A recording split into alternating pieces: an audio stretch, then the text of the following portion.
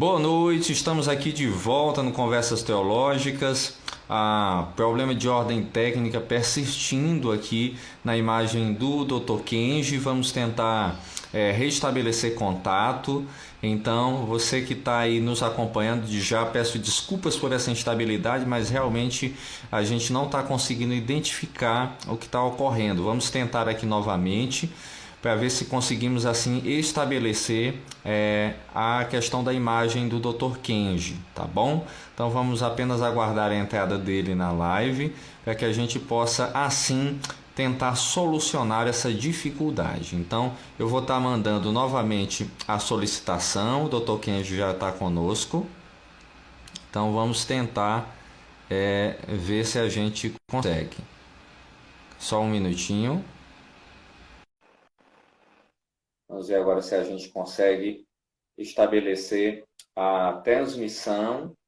Já foi aceito. Vamos ver se a gente consegue dividir a tela aqui com o Dr. Kenji. Olá. Olá! Novamente, você consegue me ver? Perfeitamente, pastor Ramon, mas eu não consigo me ver.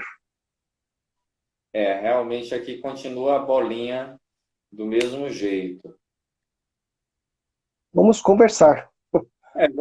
Vamos caminhando, né? Vamos Então, caminhar.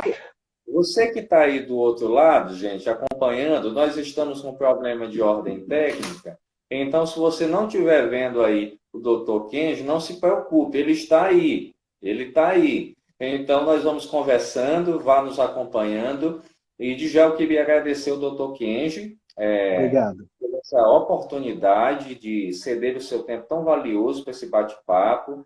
Para mim é uma honra, sou aqui do Nordeste, da cidade de Timon, no Maranhão, sou pastor da Igreja Batista Memorial nessa cidade, pastor auxiliar, e muito interessante que o meu pastor titular foi seu aluno na É Faculdade mesmo? de São Paulo, Verdade. Talvez, ele disse, olha, talvez ele não se lembre de mim, mas eu fui muito marcado por você ter apresentado a ele um autor que é o Charles Swindoll. É o pastor Ramon Torres da Silva. Ramon. Isso. Ramon.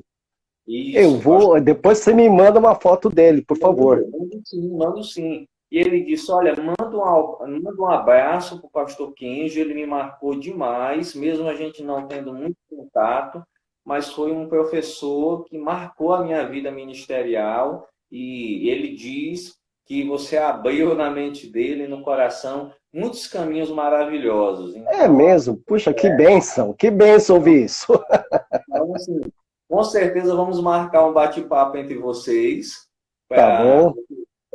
seja esse reencontro, né? Às vezes a gente tem Sim, alunos que a gente não teve essa proximidade, mas que verdade. foram tremendamente impactados. Então, ele me pediu para dar esse recado, ficou até um pouco emocionado, mas que Que bom bom. que marcou. Então, vou passar a bola para o Dr. Kenji, que ele Pois possa não?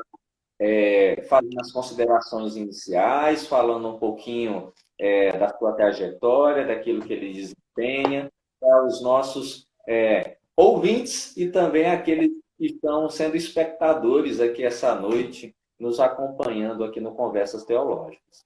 Amém. Muito obrigado, pastor Ramon. Quero agradecer também a todos que estão se conectando, né? Estou vendo aqui os nomes de todos que estão entrando e explicar que por uma dificuldade técnica, né?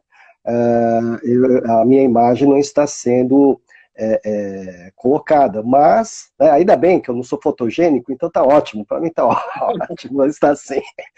Mas, enfim, eu sou pastor há 26 anos, pastor batista há 26 anos. A minha área preferida é a área do ensino, né? Mas tenho na igreja, eu tenho me dedicado muito mais na área de aconselhamento, né? Sou professor de aconselhamento pastoral na Faculdade Teológica Batista de São Paulo, em nível de pós-graduação. A, a minha formação, inclusive, além da teológica, a minha formação também na pós-graduação foi por essa linha, na linha da teologia pastoral, né? A minha dissertação de mestrado foi na área de aconselhamento, o doutorado já foi mais na área de estudo de gêneros, né? Mas a minha especialidade mesmo está na área de aconselhamento, né? Sou pastor titular agora da primeira igreja batista ucraniana de São Paulo, né? Não me pergunte como é que isso aconteceu, um japonês assumir uma igreja de raízes ucranianas, mas Deus tem bom humor, né? E me colocou ali. Estamos ali há 1 ano, né? Pela graça do Senhor Deus, né? E mais uma vez eu quero agradecer a todos, né? O pessoal que está entrando. Então, assim, realmente a minha imagem não está aparecendo por conta de problemas técnicos, mas estamos batendo papo com o pastor Ramon, né? E esperamos que possamos ter juntos, né? Uma boa conversa sobre aconselhamento, né? O aconselhamento, como disciplina acadêmica, ele faz parte de um guarda-chuva maior, né? Ele fica embaixo de um guarda-chuva maior chamado teologia pastoral, tá? Essa foi a minha linha de pesquisa na pós-graduação. Ensinar ou falar sobre aconselhamento na academia, né, é meio complicado, porque, segundo alguns estudiosos, nós temos, né, muitos métodos. Alguém disse, na verdade quem disse foi Gary Collins, ele disse que o número de métodos que existem hoje para aconselhamento é igual ao número de conselheiros que estão exercendo essa função. Então, é uma variedade enorme. Então, quando a gente se propõe, né, tenta, né, pretende lecionar sobre essa disciplina na faculdade, a gente tem que fazer algumas escolhas, né? E sempre escolho 3 autores norte-americanos que têm perspectivas diferentes, né? Um é o Jay Adams. Jay Adams veio ao Brasil na década de 70, 80, né, divulgar o seu trabalho, a sua obra, O Conselheiro Capaz, editado pela Fiel, né? A sua obra máxima é o Manual do Conselheiro Cristão, e ele tem um aconselhamento, o seu método é um método noutético. Depois a gente vai poder explicar um pouco mais. O outro autor que eu separo é o Gary Collins, com seu método de aconselhamento para discipulado. E o terceiro que eu uso, aí já é um pastor metodista, norte-americano também, chamado Howard Clinebell, Aconselhamento Pastoral, e esse texto ele foi editado pela Paulinas em parceria com a Sinodal. Esse do Howard Clinebell, a perspectiva dele é um modelo centrado em libertação e crescimento. Lembrando que essa libertação não tem nada a ver com o movimento de guerra espiritual, nada disso. Ele bebe da fonte da teologia da libertação, tá? Então eu trabalho esses 3 métodos aos alunos, né, apresentando as suas principais características, né, e dizendo sempre que o caso apresentado, que se apresenta diante deles como conselheiros, sempre vai exigir, talvez, alguma adaptação, talvez alguma modificação. Nem sempre a gente vai, por exemplo, usar o método de Jay Adams até o final, né? Começando com um caso e a gente vai até o final. Não dá. Os casos estão cada vez mais complexos, né? O aconselhamento eu qualifico como aconselhamento cristão, por conta da nossa origem, da nossa igreja, da nossa fé.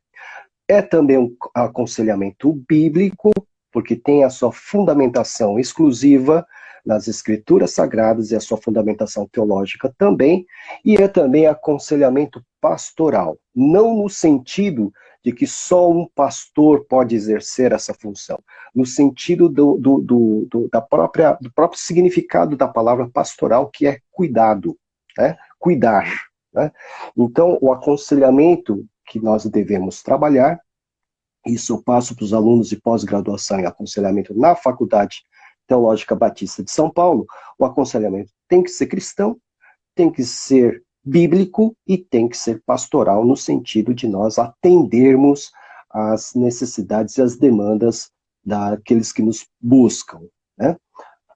Bom, eu acho que essa é a introdução, pastor. Aí me ajuda aí, me conduz aí. Certo, tudo bem. Dito isso, Pastor Kenji, Sim. na sua trajetória enquanto conselheiro, como é que você pode descrever, digamos assim, o primeiro aconselhamento? Como é que foi essa experiência? Foi algo assim que deu aquele frio na barriga? Foi algo assim light? Ou você já tinha no coração a certeza que seria uma área que Deus iria te usar poderosamente, que você tinha convicção da vocação para essa área do aconselhamento? É, foi muito bom você fazer essa pergunta, pastor, porque realmente eu me voltei lá no início, lá em 1981, que foi o ano que me converti, né? E eu estava participando da Igreja Batista em Jardim do Quarto Centenário, aqui na Zona Leste de São Paulo, né? Na região de São Mateus, do bairro São Mateus, e eu lembro que numa tarde onde nós estávamos reunidos ali, a União de Mocidade, falávamos União de Mocidade na época, né? Um rapaz me procurou, eu era recém-batizado, né? Vamos assim dizer, e ele me procurou e começou a abrir a vida dele para mim, né? E isso realmente me causou espécie, porque eu me perguntava, enquanto ele abria a vida dele para mim, eu me perguntava, mas por que ele não procura o pastor? Por que ele está me Uhum. procurando? Né? E eu fiquei bem desesperado naquela hora, não sabia o que falar, responder para ele, mas ele abriu toda a história dele. Né? E aquilo me marcou bastante. De algum modo, creio eu, pela graça do Espírito de Deus, pude ajudá-lo, né? Mas, né, aquilo foi um marco histórico na minha vida. E depois eu fui trabalhar como gerente na Caixa Econômica Federal, e nas agências onde eu trabalhei, a minha mesa era um confessionário. Né? Isso também me trouxe bastante reflexão. Né? As pessoas iam lá e praticamente, não digo todas, mas iam para conversar comigo. Né? Então era muito interessante isso também. Até que então acabei abraçando o Ministério Integral, né, na igreja, pedi demissão da Caixa Econômica Federal, né, entrei no processo ali de demissão, né, voluntária, e aí abracei o Ministério Pastoral e estou aí até hoje pela graça de Deus. Muito bem, muito bem. E muito interessante ver essa sua trajetória, doutor Kenji, porque nos inspira e acaba mostrando que, de alguma forma, muitas trajetórias acabam aí se coincidindo, né? Sendo Sim, similares de alguma forma, a forma que Deus chama cada um, fazendo com que nós façamos determinadas renúncias de algumas áreas. E dito isso, verdade.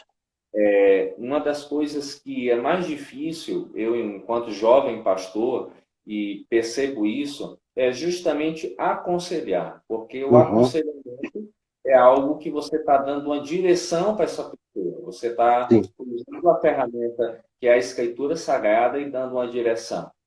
Se sim. você, ao longo dessa caminhada, pudesse pegar uma área, de modo geral, e dizer, olha, essa é a área mais difícil, como é que você classificaria? Será que é a área da família? É a área da sexualidade? É jovens ou adolescentes? Qual foi a área até agora mais complicada para se aconselhar? Ou não existe isso?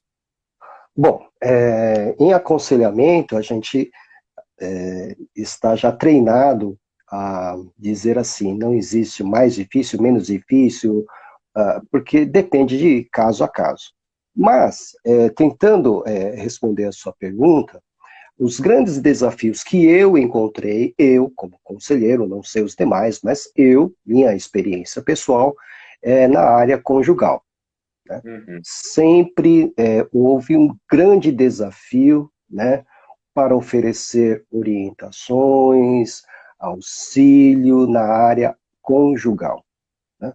Se você perceber hoje, que com esse tempo de pandemia, isolamento social, né, na mídia mesmo nós estamos percebendo que há um número maior de pedidos de divórcios, de conflitos conjugais, violência doméstica, é exatamente essa questão que envolve a comunicação dentro do lar, né? Obviamente nós temos muitas lutas, muitos conflitos, ninguém é perfeito, né? Ninguém é perfeito, e eu me coloco exatamente nessa posição também. Então eu acho que nesse isolamento social houve, né, vamos assim dizer, a oportunidade das pessoas olharem umas para as outras, e aí estão gerando questões bem complicadas. Então, voltando, né, a área conjugal é a área mais desafiadora para o meu ministério de aconselhamento. Uhum. Dentro dessa questão da área conjugal, eu diria que a pandemia, a grosso modo, acabou mostrando a face, o lado, digamos, dos maridos e das esposas que ambos não conheciam, Uhum. principalmente no meio secular. Há uma informação que na China o número de divórcios disparou. Sim, sim. E isso se dá porque a maioria de nós vive longe do lar, no fim das contas, Uhum. principalmente quem está nos grandes centros. Sim. E dito isso, nós conseguimos ver que agora há uma face em cada um de nós que já sabíamos que era oculta e que agora está mais clara. Então, essa quarentena, ela foi bênção para uns e acabou sendo, de alguma forma, uma, aspas, maldição para outros, porque revelou algo. Como é que você enxerga esse tempo e de que forma você daria um conselho a aquelas pessoas que conseguiram ou acabaram vendo nessa pandemia o lado ruim do outro, ou achavam que nunca iriam ver tal coisa? Pois alguns casos, pastor, eu gostaria que você não me chamasse mais de doutor, tá? Nós Tá somos bom. iguais, tá bom? Nós somos iguais.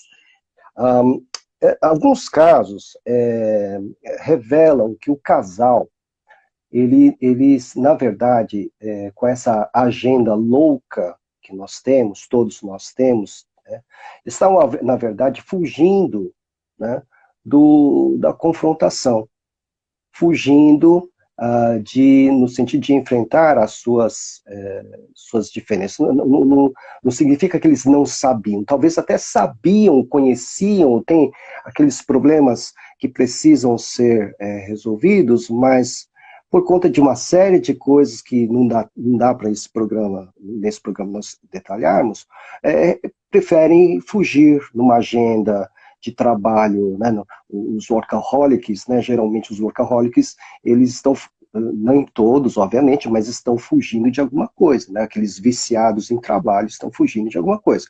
Quando você tem que estar em casa, né, tem que lidar com o seu casamento em casa, no isolamento imposto, você tem que lidar também com seus filhos e filhas que também estão crescendo e estão distante do seu relacionamento, e agora você está com eles e tem que também acompanhar de alguma forma a educação deles pela via remota, etc. e tal.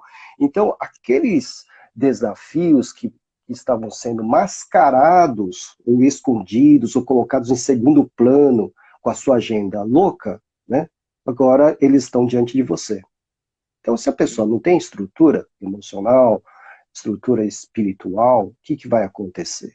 O conflito vai se intensificar, né? Nós percebemos, por exemplo, nesse tempo de pandemia, estamos percebendo que nós estamos perdendo o senso de tempo. Que dia que é hoje? Hoje e amanhã? A gente está perdendo, né? E isso envolve uma série de alterações nas nossas rotinas. E sem rotinas, muitas pessoas se perdem, ficam confusas, né? Daí a necessidade, e hoje eu percebo que isso está sendo oferecido via remota, de aconselhamentos, de terapias, sessões de terapias via internet para essas pessoas que estão enfrentando esses tempos de isolamento. E pior, né, a causa desse isolamento, que é o coronavírus, né, que tem feito com que alguns percam seus entes queridos e não vão poder nem mesmo se despedir dos seus entes queridos. Esse luto não vai ser elaborado da forma adequada, porque imagine você está vivendo ao lado de uma pessoa que você ama, essa pessoa é contaminada pelo coronavírus, ela vai para o hospital, você não pode ter contato com ela, se tiver contato é muito raro com ela, e ela vem a falecer, né? E você não pode oferecer ali o seu adeus, o seu funeral, nem nada, porque é tudo rapidamente, vamos assim dizer, descartado. Isso tem um efeito terrível, né? Então, há pessoas, por exemplo, nesse tempo de pandemia, não somente com conflitos conjugais, conflitos familiares, conflitos nas perdas significativas, né? E isso, o que eu quero dizer com tudo isso é que a gente vê a necessidade, a importância fundamental do aconselhamento nesses tempos de crise. Então, não é somente o conflito conjugal, né? É algo bem mais amplo. Sim. Tem uma pergunta aqui. Sim. Qual a sua opinião sobre aconselhamento da mulher, aí, aspas, solteira e casada pelo pastor? Pergunta pois aqui. Aqui nós entramos na área da ética, né? Então, quando nós lecionamos essa disciplina na faculdade, tanto na graduação como na pós-graduação, nós damos algumas recomendações aos vocacionados ou vocacionadas também, né? Que no que diz respeito ao sexo oposto, todo cuidado precisa ser buscado, né? Então, geralmente, né, nas igrejas onde há condições, o conselheiro, o pastor ou não, deve ter um gabinete, um lugar adequado para atender o aconselhando. Né? Não pode ser no meio do corredor, não pode ser lá na cantina, mas tem que ser um lugar adequado onde a pessoa possa se abrir e se sentir à vontade, né? Nesse gabinete deve existir uma mesa. Né? Por que a mesa? Porque a mesa já estabelece uma distância. Né? Duas poltronas perto, próximas uma da outra, não vai lhe oferecer, vai dar um constrangimento se houver o encontro de sexos opostos. Né? A mesa é fundamental, portanto, para dar uma distância. Né? Também a questão da sala, né? É normal que em gabinetes tenhamos uma janela de vidro ou uma porta de vidro, né? Para que as pessoas que estejam passando do lado de fora possam ver o que está acontecendo lá dentro, né? É uma questão de segurança para o conselheiro, segurança para o aconselhando, né? Para as igrejas que têm condições, né? Pelo menos nas igrejas que eu passei, graças a Deus nós vimos isso, sempre temos uma secretária, um zelador, né? Que quando a situação de atender alguém do sexo oposto, nós solicitamos, né, que fique lá por perto, né? Que esteja ali na proximidade, para que a gente não tenha a aparência do mal, nem a aparência do mal possa, né, ter uma oportunidade para surgir. Né? No caso de visitas, por exemplo, né, visitas pastorais, visitas de conselheiros, é o mesmo cuidado. Então, se for na residência de uma jovem ou de uma mulher que mora sozinha, o pastor, o conselheiro, se for homem, né, ele deve ir acompanhado, ou com o diácono, ou com, enfim, deve ir acompanhado de alguém para que não haja nenhuma dificuldade.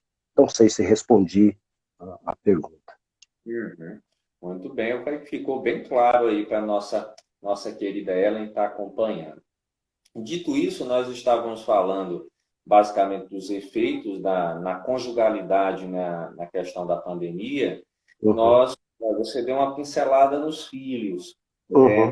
Como você enxerga basicamente a educação que no meio cristão tem sido dada aos filhos? Na sua avaliação, ela tem sido, pastor Kenji, coerente, correta, isso pegando uma análise geral da sua experiência, ou você tem encontrado, claro, vamos sempre encontrar muitos defeitos, mas Sim. Você tem encontrado defeitos além da medida esperada? Bem, eu vou colocar de uma forma bem geral, tá, pastor? Porque o que tenho percebido nas igrejas em que eu passei, isso tem se intensificado, né? Pais e mães, né, têm terceirizado a educação de seus filhos, né, às escolas e às igrejas. Né? Uhum. Então, assim, isso nós temos percebido, por exemplo, nos nossos ministérios infantis, as dificuldades no que diz respeito à educação das crianças. Por exemplo, nós nos preocupamos em ensinar a Bíblia, as Escrituras, etc. Só que isso não tem um acompanhamento devido pela maioria dos pais. Né? E há muito tempo, eu acho que até antes de você nascer, já havia uma crítica a respeito de uma babá que todos os lares da nossa sociedade tinham adotado, que era a televisão. Né? Hoje está pior. Né? Então, antigamente se dizia assim, olha, a nossa babá é a televisão. Então, pega o moleque, coloca na frente da televisão e deixa ele lá, e a pessoa, e não o pai, a mãe, vai fazer os seus afazeres. Né? Hoje está pior. Né? Porque a carga de informação que essas crianças estão recebendo não é somente da televisão, é da internet também, num acesso muito rápido. Né? Então, o que eu tenho percebido é assim, é que falta, né, essa conscientização desses pais. Eu sei que são ocupados, que tem muita agenda, etc. e tal, mas falta um cuidado para que eles pelo menos acompanhem aquilo que os seus filhos estão, por exemplo, assistindo. Né? Hoje eu recebi uma mensagem de uma irmã que estava ali acompanhando ali um desenho animado que a sua filha estava assistindo, uma série, né? E nesse desenho animado ela sentiu alguma coisa, porque um dos personagens aparentava ser homoafetivo. Uhum. Né? Então ela ficou desconfiada. Então no próximo desenho ela sentou-se ao lado da filha, né, de 7 anos, 8 anos, uma coisa assim, e ela viu que havia duas heroínas, e essas duas heroínas eram namoradas. Desenho infantil. Tá? Censura livre. Né? E essas duas heroínas se beijaram, né, nesse desenho. Então, assim, o que é que essas nossas crianças estão recebendo? Essa mãe, obviamente, agora está orientando a assistir outros desenhos, outras, né? Mas e os outros que não estão, né, acompanhando, estão achando que a criança está lá quietinha e está tudo bem, mas ela está recebendo uma carga enorme, né, de informações que não dizem respeito à nossa ética, à nossa fé. Né? E aí, daqui a alguns anos, nós vamos ter problemas. Problemas na igreja, problemas de relacionamento, exatamente porque não houve esse cuidado por conta do quê? De uma agenda apertada, de uma agenda agitada, né? Então, isso eu tenho percebido também que, em relação aos filhos. Outra situação que eu vejo, e parece que é uma praga mundial, os pais super protegendo os filhos. Né? Essa superproteção é perversa. Sabe por que é perversa, Ramon? Porque, assim, protege-se hoje de qualquer coisa, de qualquer situação, mas o pai não é eterno, a mãe não é eterna. Né? Quando esse moleque tiver a sua idade de 20, 30 anos, tiver que enfrentar os seus perrengues, o pai não vai estar perto, a mãe não vai estar perto, e ele não vai saber reagir, porque ele sempre foi protegido. Então, os pais superprotetores de hoje não estão enxergando o futuro. Estão sendo, na verdade, perversos. Oh, mas pastor, está sendo muito duro. Não estou sendo duro. Porque você vai deixar lá na frente alguém que é sangue do seu sangue, sem condições de lidar com esse mundo, que nunca vai fazer o que o seu filho vai querer fazer.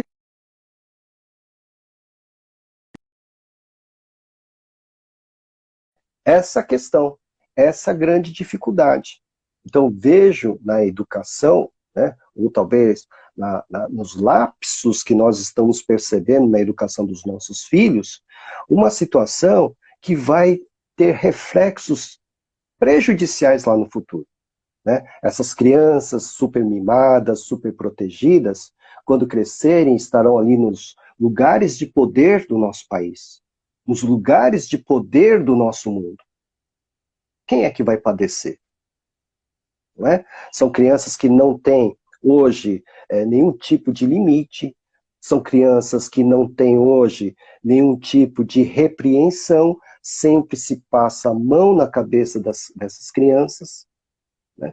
Hoje, por exemplo, o Ministério do Ensino hoje, né?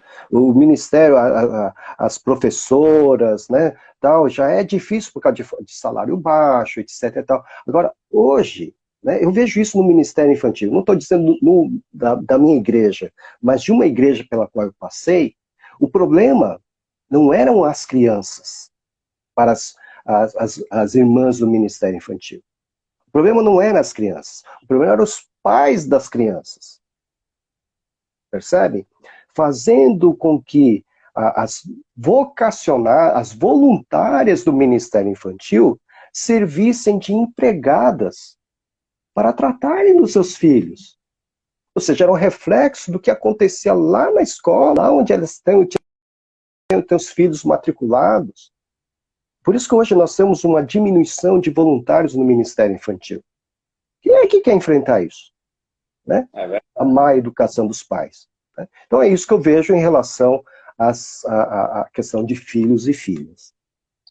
Algo interessante que você pontuou é que a maioria de nós não tem a dimensão do que os nossos ministérios infantis nas nossas igrejas passam. Porque a Ellen está até falando, as voluntárias passam por constrangimento. Verdade. Porque muitas vezes o pai acha que cada voluntário que ali está é alguém hiper preparado, é alguém que tem PhD no cuidado infantil. E não é bem assim. Não é bem assim. E aí onde fica o cuidado dos pais? Perfeitamente. Isso que eu estou falando de terceirização. Ao invés de educarem em casa e terem a complementação na igreja e na escola, não. Eles simplesmente terceirizam para a igreja e a escola, estou falando, colocando a escola também, a responsabilidade da educação, da formação de seus filhos. Agora, pensa, pastor, que geração que nós vamos encontrar daqui a alguns anos? Essa geração vai ocupar lugares de poder, vai ocupar lugares de ensino. Então, a igreja hoje, ela tem que urgentemente ir contra essa cultura, né? Ministrando a palavra de Deus, pregando sobre o pecado mesmo, né? O aconselhamento também é isso, é pregar, ter a parte didática. Chegar para o irmão falar, olha, você está pecando. Exato. Hoje o irmão pode perceber que poucas pessoas gostam de sermões que eles chamam de exortativos. Exortação é também encorajamento, mas exortativo no sentido de disciplina. Eu não gosto porque, não, eu tive uma semana pesada, eu vou ouvir uma mensagem que fala que eu sou pecador, tal. Não, eu quero uma mensagem light, uma mensagem suave. Não, né? Exatamente porque não se trata de forma coerente, sincera e franca esses temas delicados, né? É por isso que nós não encontramos disciplina, tanto nos lares, quanto nas igrejas, quanto nas escolas. Percebe? Então, o problema é bem sério, é muito sério. Hoje as crianças, por causa do isolamento, estão recebendo as aulas via remota, tal, não é o adequado, mas se nós não acompanharmos com pais e responsáveis, essas crianças não vão ter nenhum tipo de aproveitamento. Exatamente. Só abrindo um parêntese, temos alguns amigos e amigas entrando e perguntaram se nós avisamos aqui sobre a sua imagem. Queridos, desde o início aqui da live, eu e o pastor Kenji tentamos de todas as formas fazer com que a imagem dele aparecesse, porém não foi possível. Mas nós acabamos por concordar de fazer o bate-papo mesmo assim, através do áudio. Então, eu quero agradecer a vocês até agora que estão nos acompanhando e vão até o fim. e dizer que é um problema de ordem técnica mesmo, não tivemos como resolver, mas estamos com essa dificuldade. Mas só para avisar aí vocês que chegaram depois. Então, sigamos aqui. Então, pastor Kenji, eu vejo justamente isso.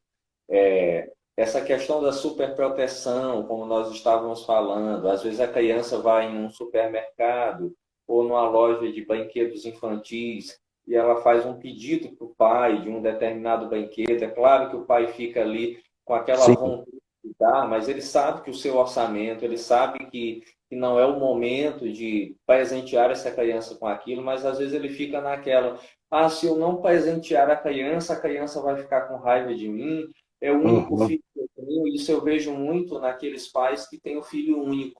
uhum. E ficam com aquilo. Se eu, de alguma forma, desagradá-lo, eu vou ser penalizado no futuro porque eu não quero Uhum. perder a presença dele. E isso até mesmo no meio cristão. Sim, às vezes o pai, obviamente, nós como pais, eu já sou avô, inclusive, a gente quer, inclusive, dar tudo que, né, a criança quer, o filho quer, o neto quer, a gente ama.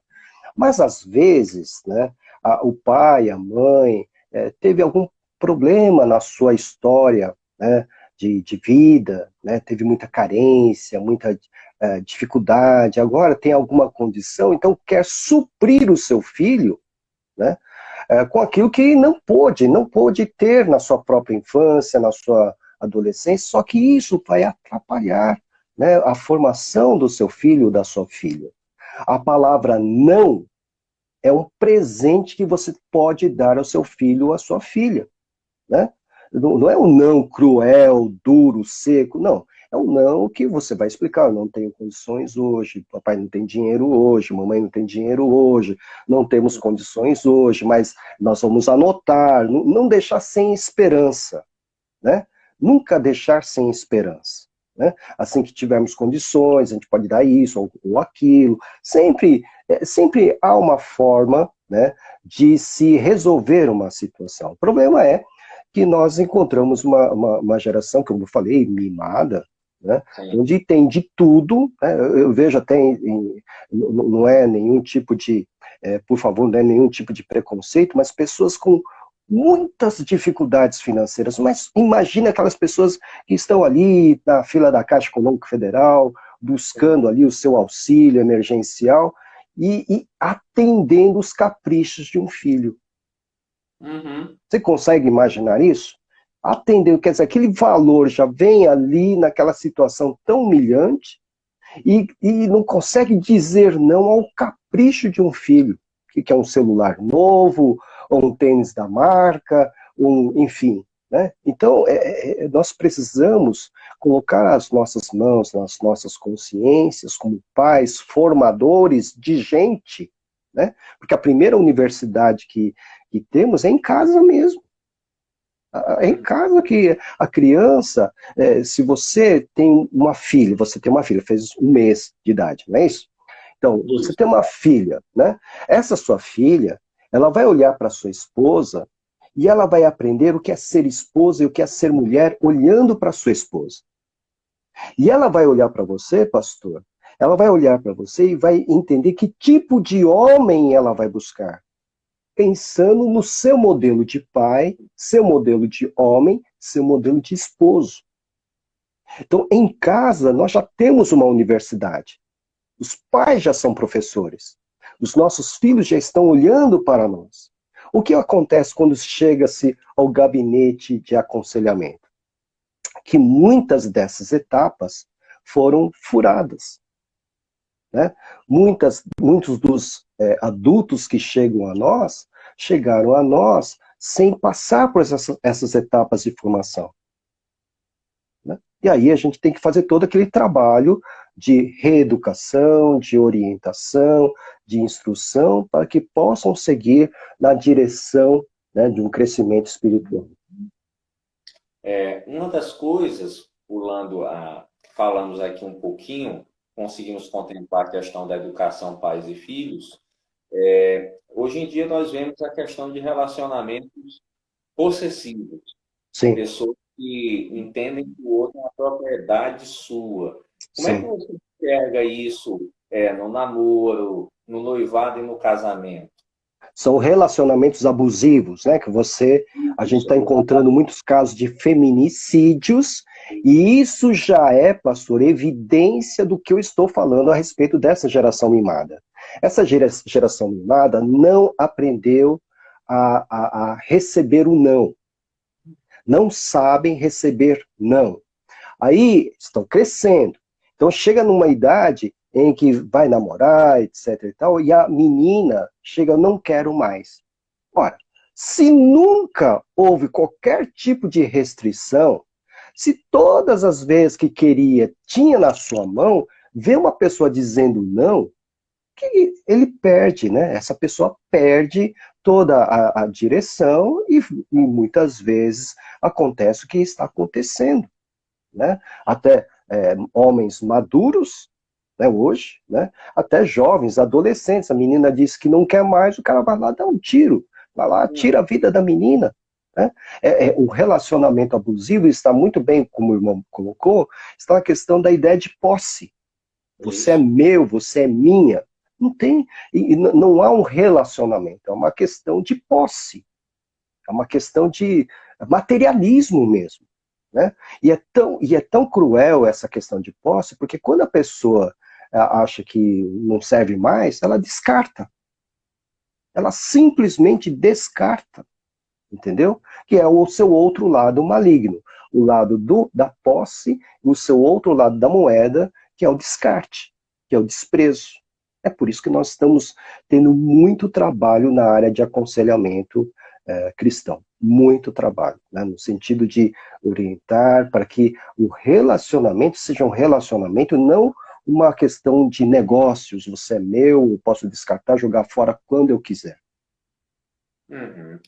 Isso, infelizmente, é uma realidade muito presente, principalmente numa cultura como a Sim. nossa cultura brasileira, que tem essas dificuldades. Trazendo um pouquinho para a questão da juventude, muitos jovens, eu trabalho diretamente com jovens, Sim. têm iniciado a sua vida sexual, principalmente no meio cristão, muito cedo. Uhum. Na sua experiência, por que se dá esse tipo de situação? Por que iniciar isso tão cedo, sendo que esses jovens estão constantemente sendo bombardeados de sermões exortativos, de ensinamento na igreja e tudo mais? Olha, pastor, eu não sei a realidade aí no Maranhão, né? Aham. Mas aqui no Sudeste, né, é quase certo que 99% dos nossos jovens na igreja, se solteiros, já têm experiência sexual, né? Isso não é motivo de alegria nem nada, né? Mas apesar das pregações, se houver, ou palestras a esse respeito, se houver, né? Apesar parece-nos que nós estamos colocando fazendo vistas grossas, né? Estamos fazendo vistas grossas. Você percebe, por exemplo, um outro costume que está ocorrendo hoje, cada vez mais jovens estão se casando com idade mais avançada, com 30 anos, enfim. Por quê? Porque querem acabar sua carreira acadêmica, querem estar bem no mercado de trabalho, querem ter o seu carro, querem ter o seu apartamento, e aí então vão pensar em casar. Só que já estão namorando. Sim. Né?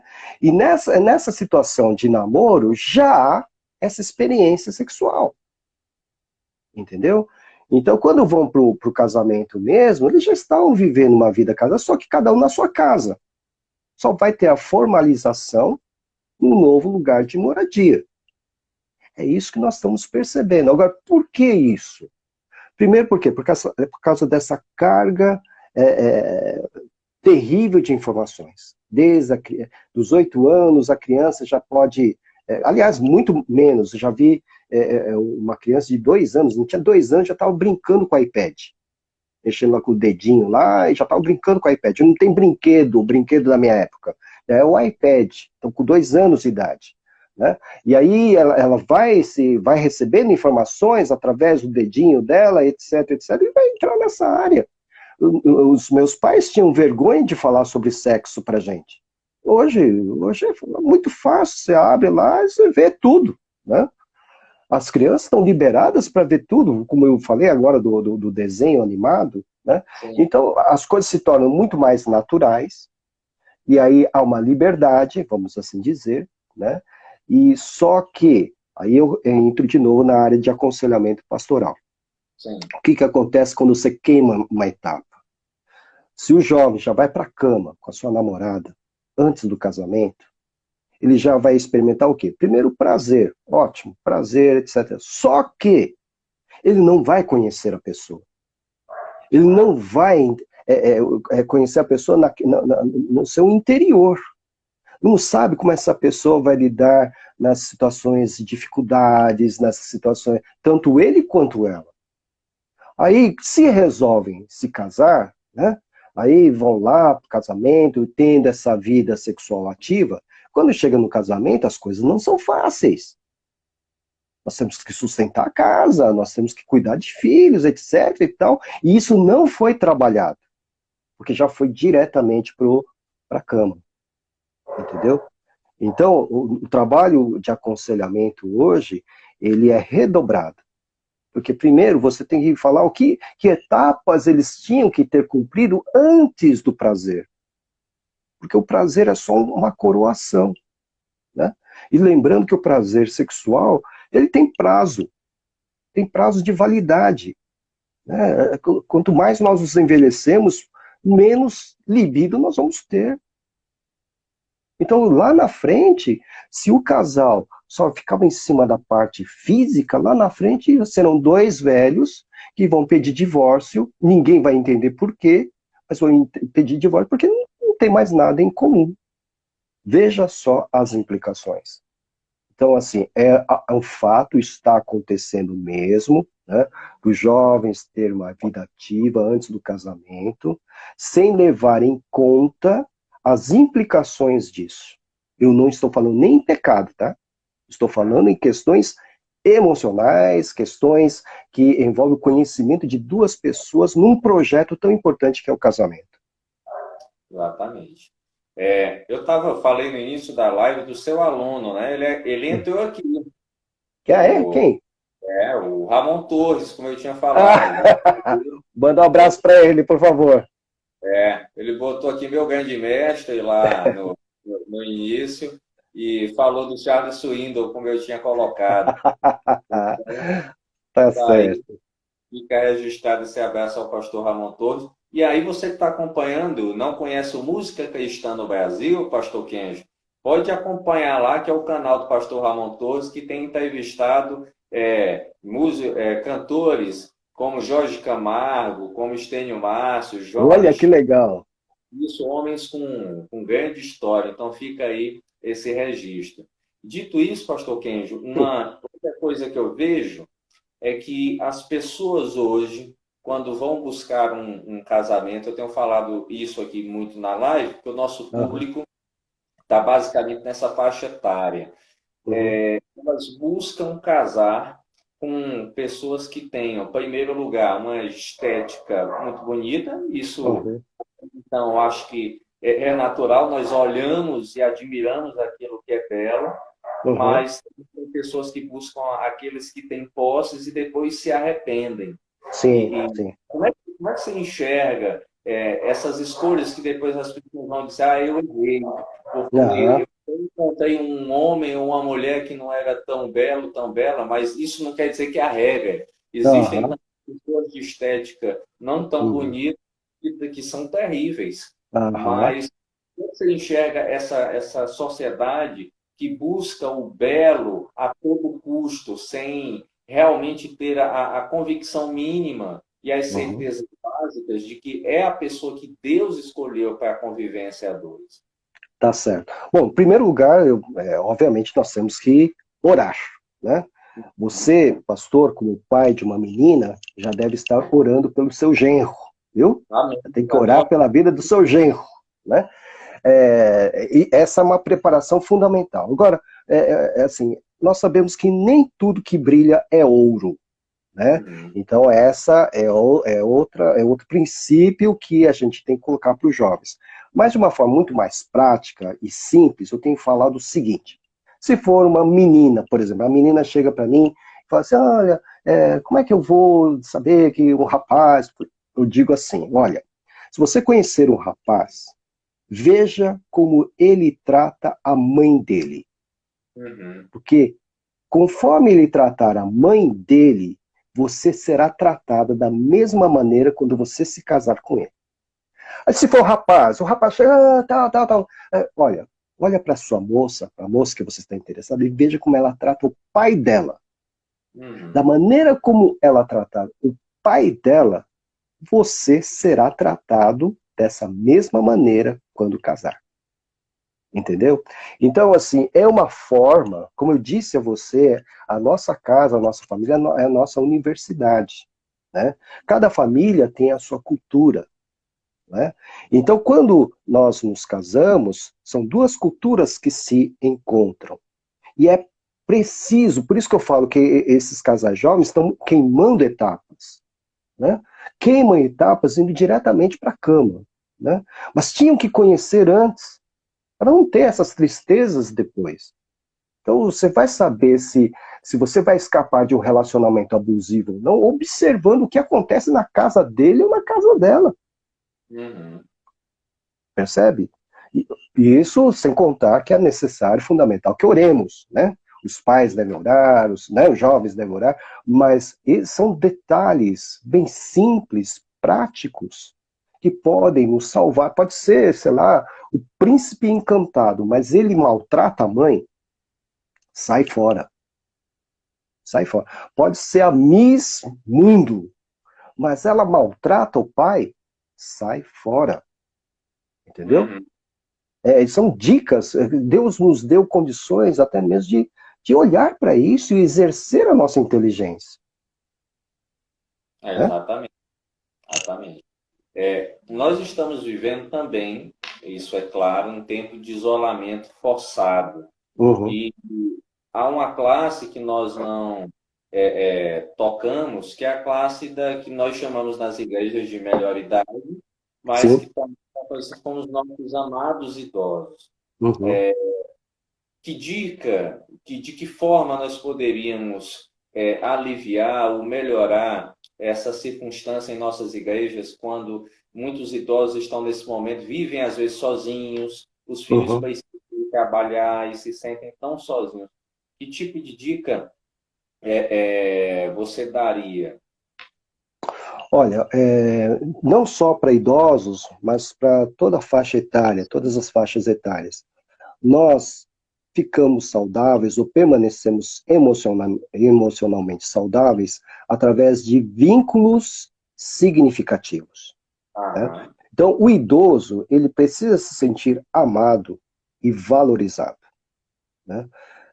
Algumas vezes eu atendi idosos que chegavam no meu gabinete, contavam uma história, né? Eu via toda a história, geralmente é uma história longa, é uma história de trocentos anos atrás, né? Ok. Na segunda vez que eu atendia a mesma pessoa, ela vinha com a mesma história, só que não imaginando que já tinha contado para mim. Sim. Então, eu ouço essa história até o final, como se fosse pela primeira vez. Na terceira vez, ela repete a mesma história. O que é que está acontecendo com esse idoso? Ninguém está ouvindo ele em casa. Hum. Né? Ele começa a falar, aí filho ou neto fala, ah, avô, já contou isso, ah, mãe, já falou isso, ah, a gente já sabe, não, tá falando de novo, tal. Então a pessoa se sente o quê? Desprezada, né? Desvalorizada. Se nós mudarmos as nossas atitudes para com os nossos idosos, nós podemos garantir não somente uma saúde emocional para eles, mas uma longevidade, né? Uma longevidade. Porque eu creio que ninguém, em sã consciência, quer que seu pai, sua mãe, seu avô, sua avó parta antes do tempo. Então Hum. nós temos que valorizar, temos que reconhecer o seu valor, porque um dia eles lutaram para que nós pudéssemos crescer. Muito bem. Eu queria desde já agradecer o pastor Kenji por esse tempo tão precioso. Mesmo nós aqui diante de problemas técnicos, o Senhor nos conduziu até aqui. É verdade. Agradecer também a todos vocês que tiraram um pouco do seu tempo e mesmo com essa problemática da imagem ficaram aqui conosco. Agradecer a cada um que perguntou, que comentou. Teve um irmão que deixou aí um abraço aqui para a gente do Nordeste. Obrigado, meu querido. Deus abençoe você aí na sua região. Pastor Kenji, muito obrigado. Eu que agradeço, pastor. Eu, particularmente, fui muito abençoado com as suas Que bom, pastor. palavras, com a sua orientação, e tenho certeza que essa live que vai estar disponível aqui no Instagram, no IGTV, no Facebook, no YouTube, ela vai ser muito abençoadora para muitas pessoas. Então, obrigado ao pastor Kenji, que Deus te abençoe no teu ministério, que Obrigado, seja um irmão. próspero. E tem até uma pessoa dizendo aqui, acabou. Eu digo, essa acabou, mas quem sabe, depois a gente faz com que tenha a parte 2. E a Tá parte bom. 2 quem sabe, virá com imagens. Ah, sim, sim, sim. Então, a parte não foi com áudio, a parte 2 será com imagens, evoluindo, evoluindo. Então, muito obrigado, que Deus te abençoe. E Obrigado, querido. da Igreja Batista Memorial, a qual eu sou pastor auxiliar e tenho o Ramon como companheiro, uma igreja de 2 Ramons, isso é algo inédito, e nós somos gratos, e grato também ao seu tempo, pastor Kenji, por ter disponibilizado, deu certo, e eu me sinto abençoado por ter tido esse papo com você. Obrigado, pastor. Um grande abraço a todos vocês, viu? Muito obrigado pelo convite. Amém. Deus abençoe a todos vocês. Se você puder seguir a nossa página aqui no Instagram, siga. Se você puder seguir o nosso canal do YouTube, eu também ficaria muito grato. A gente aqui, através do Conversas Teológicas, tem tentado levar o máximo de conteúdo bíblico relevante a cada pessoa. Então, que Deus abençoe a vida de vocês, nos ajudem e vamos juntos, seguindo naquilo que Jesus Cristo nos ordenou. Um grande abraço e uma boa noite a todos. Amém.